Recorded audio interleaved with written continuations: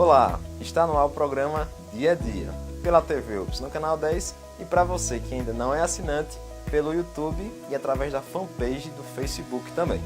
E hoje nós vamos falar sobre educação de filhos com a psicóloga Lidiane Freitas. Ela também atua com terapia cognitiva comportamental e, além disso, atua com acompanhamento de famílias em situação de violência através do projeto Fundação Alcance. Olá, Lidiane. Muito obrigado por sua presença aqui conosco. Bom dia, Nelson. É um prazer, estar aqui com vocês, compartilhando dessa importante missão, que é a educação de filhos, e podendo contribuir um pouquinho com algumas informações que são necessárias, para que a gente possa desenvolver, um bom processo de educação com os nossos filhos. Lidiane, por que é tão difícil hoje em dia educar os filhos? Não é que seja difícil, Nelson.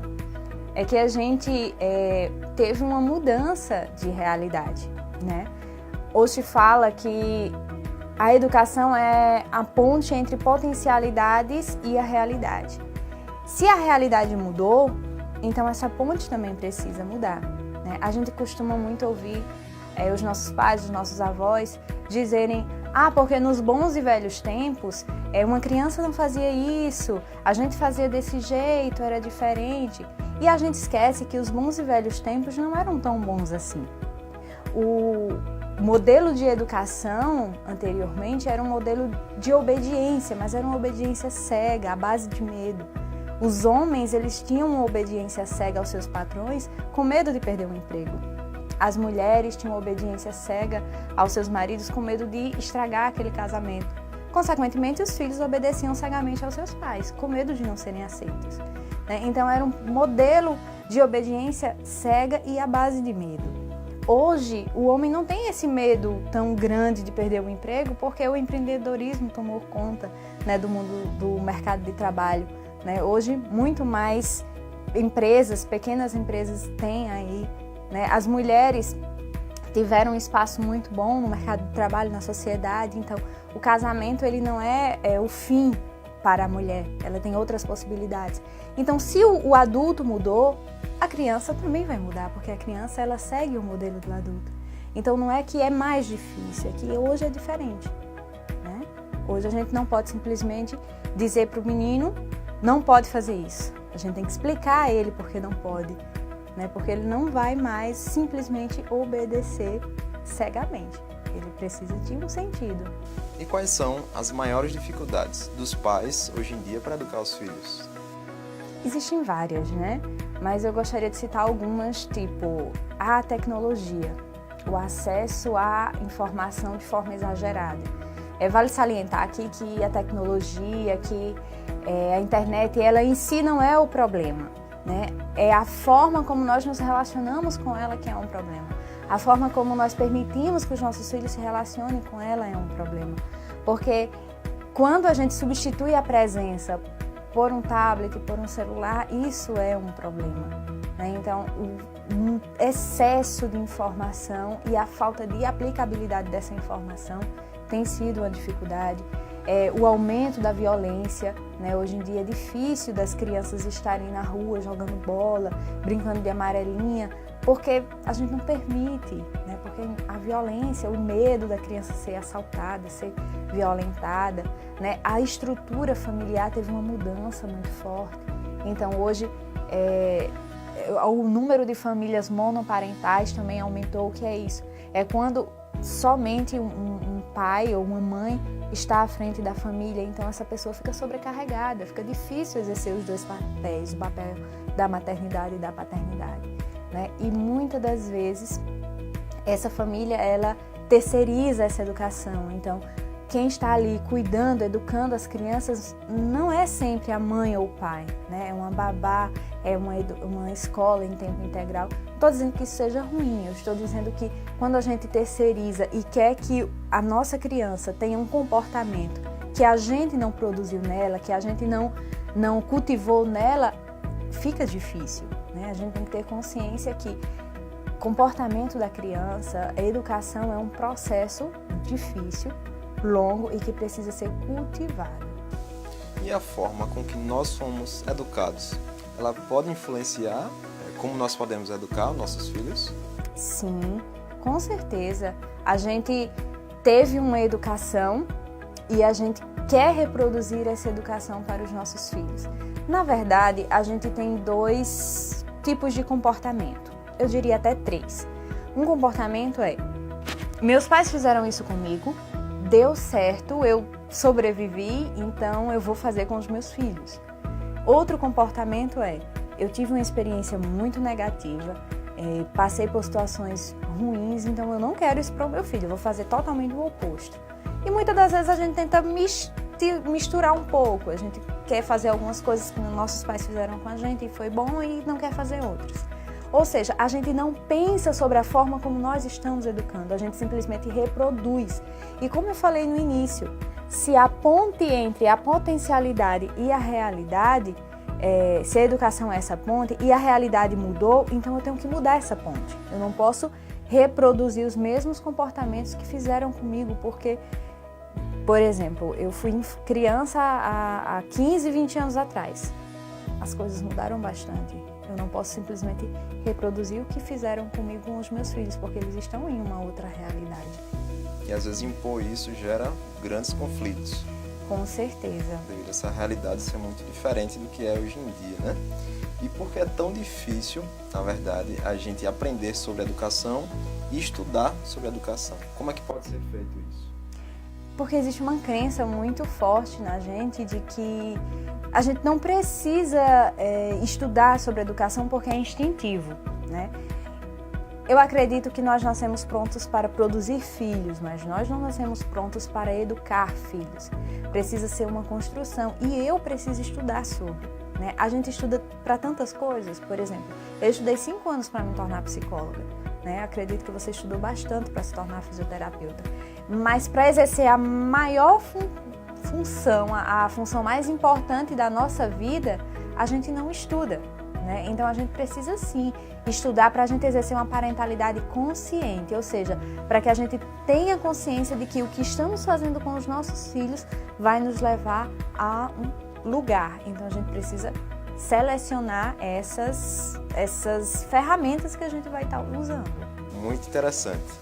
No próximo bloco, nós vamos continuar essa conversa sobre a educação de filhos. Fiquem ligados.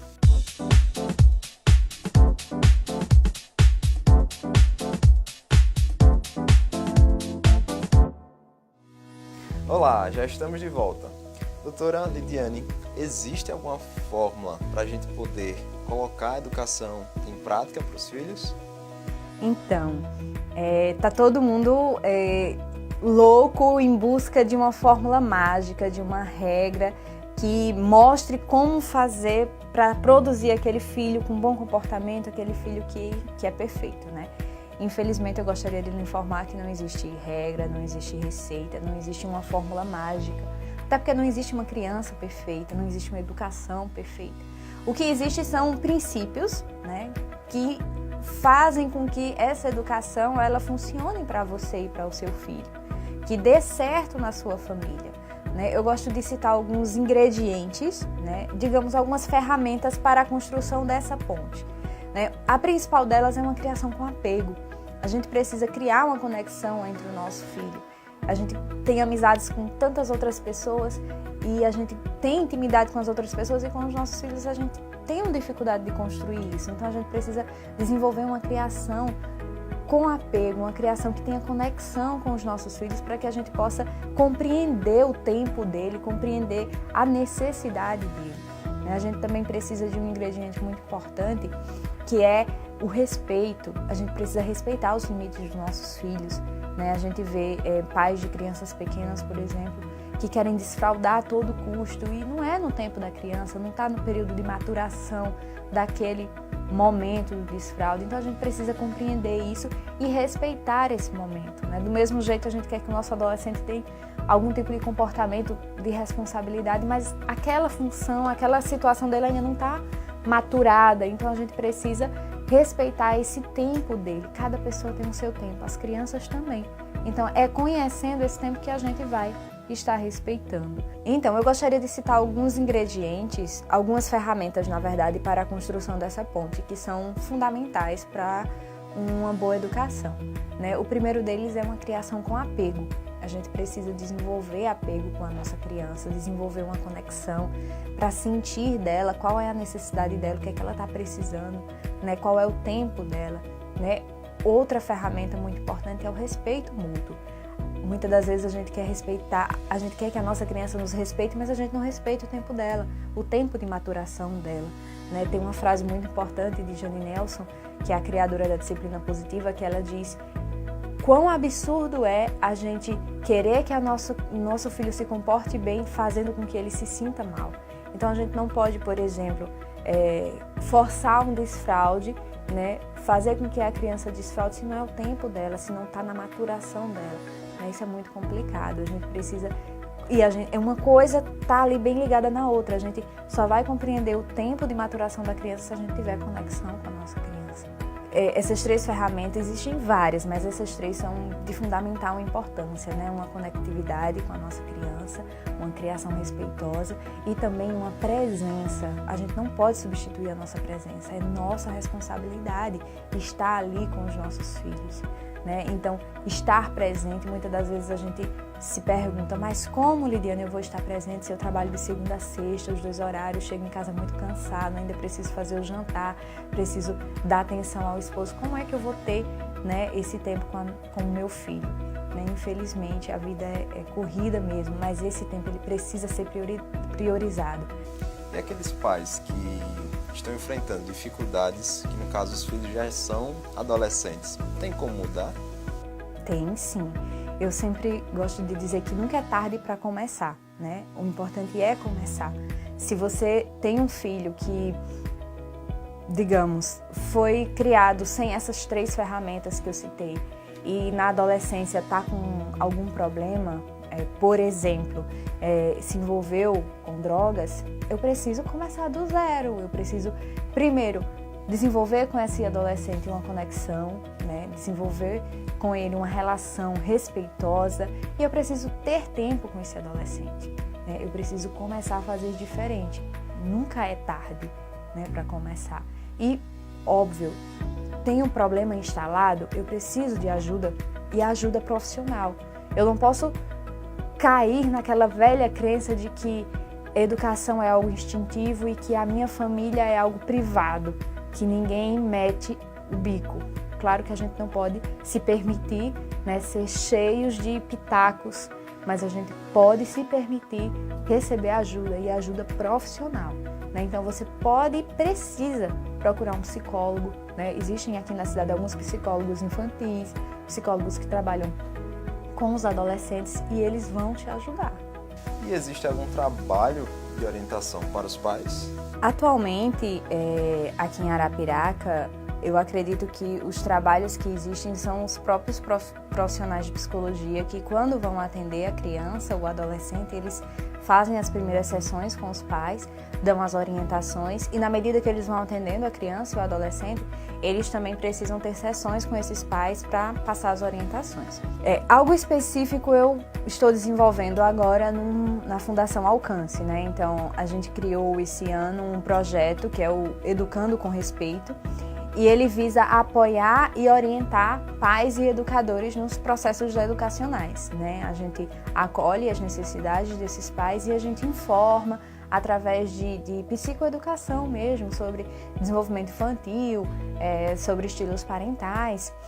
A Fundação Alcance, ela desenvolve alguns projetos, né, de apoio à família, né? A gente tem um projeto para adolescentes de dança e coreografia.